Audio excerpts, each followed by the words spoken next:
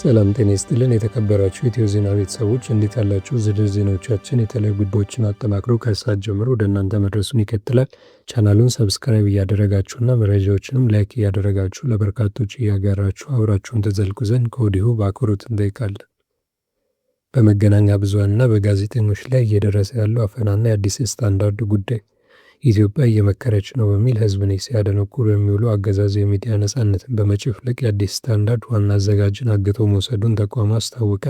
በምክክር አምናለሁ ሀገራዊ ውይይት እያካሄድኩ ነው እያለ በየመድረኩ የሚሰብከው የብልጽግና አገዛዝ በተግባር ግን ስልጣኑን ለማስጠበቅ ሲል ነጻ መገናኛ ብዙኃን ጋዜጠኞችንና ተቺ ፖለቲከኞችን በኃይል በማንበርከክ የማፈን አምባገነናዊ እርምጃውን አጠናክሮ ቀጥሎበታል።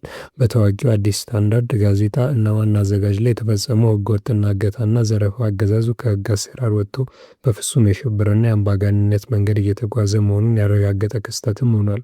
የአዲስ ስታንዳርድ አሳታሚ የሆነው ጃኬ ፐብሊሺንግ ኃላፊነቱ የተወሰነ የግል ማህበር ይፋ ባደረገው መግለጫ የድርጅቱ ዋና አዘጋጅ ጋዜጠኛ ዮናስ በጸጥታ ኃይሎች በኃይል መታገቱ አካላዊና ስነ-ልቦናዊ ጥቃት እየደረሰበትና ለ24 ሰዓታት ያህል በድብቅ ቦታ ተይዞ መቆየቱን አስታውቋል። አሳታሚው አክለውም የታጠቁ የአገዛዙ የጸጥታና የደህንነት አባላት ያለምንም የፍርድ ቤት ትዕዛዝ ወደ ድርጅቱ ቢሮ በመግባት ጋዜጠኞችን በማስፈራራትና የስቱዲዮ ቁሳቁሶችን ሙሉ በሙሉ በመዝረፍ በህገወጥ ድርጊት መፈጸማቸውን ገልጿል። እንደ አሳታሚው መግለጫ ከሆነ የታጠቁት ኃይሎች ከስቱዲዮ ውስጥ የቪዲዮ ካሜራዎችን፣ የካሜራ ትራይፖዶችን፣ የድምፅ ፕሮዳክሽን መሳሪያዎች፣ ማይክሮፎኖች፣ የቪዲዮ ሚክሰሮች እና ሌሎች አስፈላጊ የሆኑ አክሰሰሪዎች ዘርፎ የወሰዱ ሲሆን የቀሩትን የላይትና የስቱዲዮ መሳሪያዎች ላይ ደግሞ ሆን ብለው ውድመት ፈጽመዋል። ይህም አልበቃ ብሎ አገዛዙ የፖሊስ አዛዦችን በመጠቀም ድርጅቱ ላለፉት 16 ዓመታት ሲጠቀምበት የነበረውን ቢሮ በ3 ቀናት ውስጥ ለቆ እንዲወጣ ከአካባቢው ጋር በመሆን አስገዳጅ ጫና አድርጎበታል። በአንድ በኩል ሀገራዊ ምክክር ኮሚሽን በሚል ሽፋን የፖለቲካ ድራማ ሲሰራ የሚውለው አገዛዙ በሌላ በኩል እውነቱን የሚናገር ነጻ ጋዜጠኞችን ማገቱ፣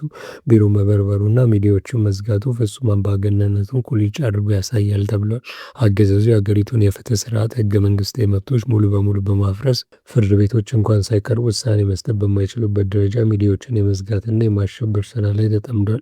ይህ እርምጃ የተወሰደው አዲስ ስታንዳርድ የመገናኛ ብዙኃን ባለስልጣን ያሳለፈበትን ህገወጥ የእገዳ ውሳኔ በመቃወም ጉዳዩን በፍርድ ቤት እየተከራከረ ባለበት ወቅት መሆኑ የአገዛዙን ስርዓት አልባነት ያረጋግጣል። ምንም እንኳን አገዛዙ መሳሪያን፣ እገታን፣ ውድመትን በመጠቀም የነጻ ሚዲያዎችን ድምፅ ለማፈን ቢሞክርም ተቋማቱ ጋዜጠኞቹን ግን ለህዝብ ትክክለኛ መረጃ ለማቅረብ መብቶቻቸውን ለማስከበር በጽናት ትግላቸውን እንደሚቀጥሉ አስታውቀዋል።